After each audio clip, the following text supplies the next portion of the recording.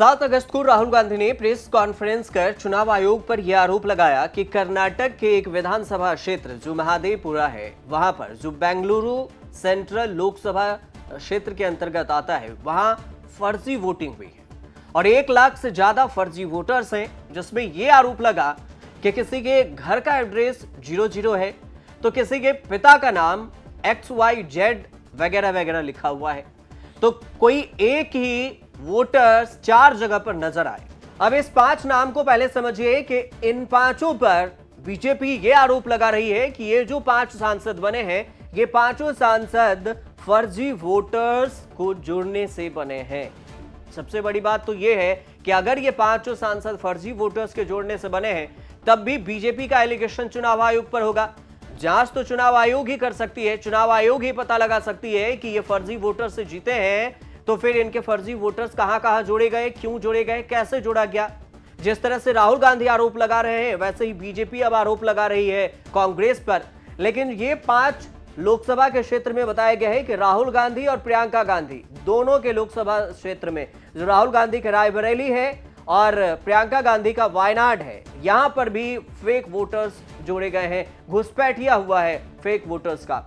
इसके अलावा diamond harbour अभिषेक बैनर्जी के भी लोकसभा क्षेत्र में ऐसा ही हुआ है, फेक वोटर्स जुड़े गए। कन्नौज में जो अखिलेश यादव का लोकसभा क्षेत्र है, उसमें भी फेक वोटर्स हैं। मैनपुरी में भी है डिंपल यादव, और इसके अलावा कोलाथूर में MK स्टालिन है और MK स्टालिन के विधानसभा क्षेत्र में भी फेक वोटर्स बने हैं। तो ये सब कहां से बने, इनका डेटा दिया गया है। वायनाड में कहा गया है कि डबल डाउटफुल जो वोटर्स हैं 93,499 संदेहात्मक वोटर्स हैं, जिस पर संदेह है कि ये वोटर्स कहां से आए हैं। अब बात करते हैं पहले पश्चिम बंगाल के। पश्चिम बंगाल में अभिषेक बैनर्जी डायमंड हार्बर से सांसद हैं और यहां पर अगर देखा जाए तो इसमें यह पता चला कि डायमंड हार्बर में 2,59,779 डाउटफुल वोटर्स हैं। बीजेपी का एलिगेशन है, इस पर यह एलिगेशन लगाया जा रहा है कि 3,613 डुप्लीकेट वोटर्स हैं, 1,55,365 वोटर्स हैं फेक एड्रेस से रजिस्टर्ड हैं,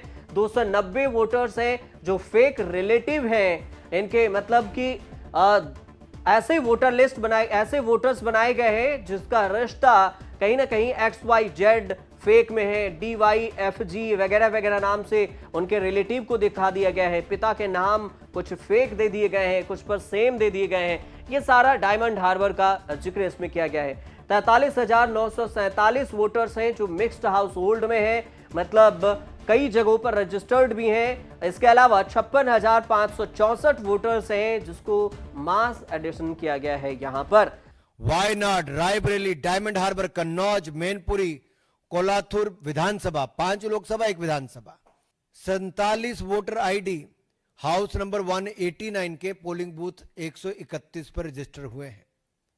ये रायबरेली में हुए हैं जो 47 वोटर आईडी, और डायमंड हार्बर में मल्टीपल रिलीजन के एक ही घर नंबर 0011 पे बूथ नंबर 103 पे फाल्टा असेंबली में डायमंड हार्बर जो लोकसभा है वहां पे रजिस्टर हुए। और नाम भी अगर आप पढ़ेंगे तो अगर रायबरेली के पढ़ूं तो मोहम्मद इस्लाम है, मोहम्मद इरफान है, मोहम्मद कासिम है, फिर साफिया मोहम्मद कासिम है, फकरून निहा है, मोहम्मद कबीर है, श्रीमती फरीदा बानो है, शकील अंसारी है, मोहम्मद अयूब है, सबनम है। ये सारे नाम रायबरेली के हैं। राहुल जी को कभी ये नाम नहीं दिखे, सोनिया जी को कभी ये नाम नहीं दिखे कि 47 वोटर आईडी एक ही घर पे कैसे आए। राहुल जी, आप तो कई सालों से वहां पे वोट मांग रहे हो। अगले पे देखिए, फेक रिलेटिव की आप बात करते हैं। खुर्शीद आलम एक ही रहता है लेकिन इनका बाप बार बार बदल जाता है। खुर्शीद आलम वहीं रहते, बाप बदल जाता है भाई वोटर लिस्ट में। अगर आप देखिए कहां पे, डायमंड हार्बर में। अभिषेक जी जाइए, कभी मिलके तो आइए और पता कीजिए क्या खुर्शीद आलम के पिताजी एक ही हैं कि अलग अलग बदल गए हैं और इनका नाम कैसे बार बार बदल गया है। डायमंड हार्बर में 15% वृद्धि हुई है पिछले 4 सालों में, और सारे टीएमसी ने जीते हैं। वे बल्क एडिशन है भाई। फाल्टा में 17, डायमंड हार्बर में 35, विष्णुपुर में 92, महेशताला में 89, बाजबाज में 32, अभिषेक बनर्जी जी, और कोलथूर में 19,476 डाउटफुल वोटर हैं स्टालिन जी के यहां पे। और आप देखिए 9,133 वोटर फेक एड्रेस पे कैसे बने हैं। हाउस नंबर 11 पे 30 वोटर आईडी एक ही घर पे बन गए। 84 नंबर पोलिंग बूथ पे कोलाथूर असेंबली सेगमेंट में मोहम्मद अमीन, जफर अली, आरिफा, आयशी बीबी, अनवर, रईफुल्ला, रफीउल्ला, ये 3-3 नाम, रफीउल्ला के 3-3 वोटर आईडी बन गए भाई। स्टालिन जी कहां हो? Mr. Stalin, my question to you is, how Rafiullah name appears 3 times on polling booth number 157? Is it a mistake or is it done purposefully?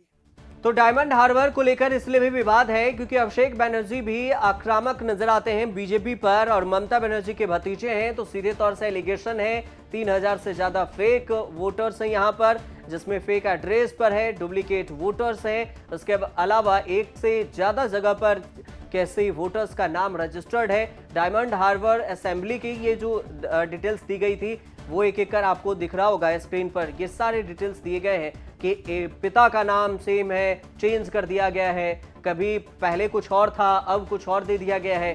तो ये सारे वोटर्स के हाउस नंबर भी दिए गए हैं बीजेपी की तरफ से, जिसमें किसी में 00 है, किसी में घर की संख्या सेम बताई गई है। अब बात समझते हैं कि डीएमके को लेकर, जो तमिलनाडु में स्टालिन है, एमके स्टालिन के वहां पर सरकार है, और ये एमके स्टालिन भी कांग्रेस के गठबंधन में यहां पर मुख्यमंत्री हैं, यहां पर कांग्रेस का गठबंधन है। तो इनके विधानसभा क्षेत्र की बात करें तो कोलाथूर में यहां पर 19,476 वोटर्स हैं, जिस पर बीजेपी को डाउट है। बीजेपी कह रही है कि 19,476 वोटर्स यहां पर डाउटफुल हैं विधानसभा में। तो फिर 9,133 वोटर्स हैं जो फेक एड्रेस पर रजिस्टर्ड है, 4,339 वोटर्स हैं डुप्लीकेट वोटर्स, और 5,964 वोटर्स हैं वो मिक्स्ड हाउस होल्ड है, एक से ज्यादा जगह पर उनका नाम रजिस्टर्ड है। तो ये सीधे तौर से 5 एलिगेशन है जो बीजेपी ने बताया है कि 3 तरीके से यहां पर जो डीएमके है, डीएमके में एमके स्टालिन के जो विधानसभा क्षेत्र है वहां पर इतने वोटिंग्स में झोल हुआ है, और इस तरह से यहां पर वोटर्स फेक आईडी बनाए गए, फेक वोटर्स बनाए गए हैं। और इसी का नाम बीजेपी की तरफ से जो दिया गया है वो घुसपैठिया, और इसका हेडलाइंस है कि घुसपैठिए वोट बैंक से वोट चोरी। मतलब चोरी के बदौलत से आपने वोट में, असेंबली में और फिर लोकसभा में, दोनों में वोट चोरी किया, और इस तरह से आप जीत गए हैं। 5 बड़े दिग्गज नेता हैं जिन पर बीजेपी सीधे तौर से आरोप लगा रही है प्रेस कॉन्फ्रेंस करके। जिस तरह से राहुल गांधी ने एक विधानसभा सीट का पूरा प्रेस कॉन्फ्रेंस करके दिखाया कि कैसे यहां पर फर्जी वोटिंग हुई है, अब बीजेपी प्रेस कॉन्फ्रेंस कर 5 लोकसभा सीट की बात कर रही है कि यहां पर फर्जी वोटिंग हुई है। कुल मिलाकर जो बीजेपी ने आपको जानकारी दी थी, जो प्रेस कॉन्फ्रेंस में आरोप लगाया है कांग्रेस पर, उस पर हमने आप तक जानकारी पहुंचाई है। चुनाव आयोग को इस पर यह चाहिए कि दोनों तरफ से आप जो आरोप लगाया जा रहा है उस पर अपनी सफाई दें, उस पर यह बताएं कि यह फर्जी है या नहीं है। लेकिन चुनाव आयोग सीधे तौर से अभी तक तो ये नहीं कह पाई है कि हम इस पूरे डिटेल्स हम लेकर आएंगे या इस पर कुछ बताएंगे, लेकिन कुछ अपडेट आएगा तो हम आपको जरूर बताएंगे कि चुनाव आयोग क्या कह रही है। पक्ष विपक्ष सबका बात आपके सामने सब एक एक कर बारीकी से जरूर रखेंगे, दोनों का, प्रेस कॉन्फ्रेंस भी और आरोप भी। फिलहाल ये रिपोर्ट अगर आपको सही लगी हो तो हमारे चैनल से जुड़िए, सब्सक्राइब कीजिए, शेयर कीजिए, कमेंट कीजिए और देखते रहिए न्यूज़ तक।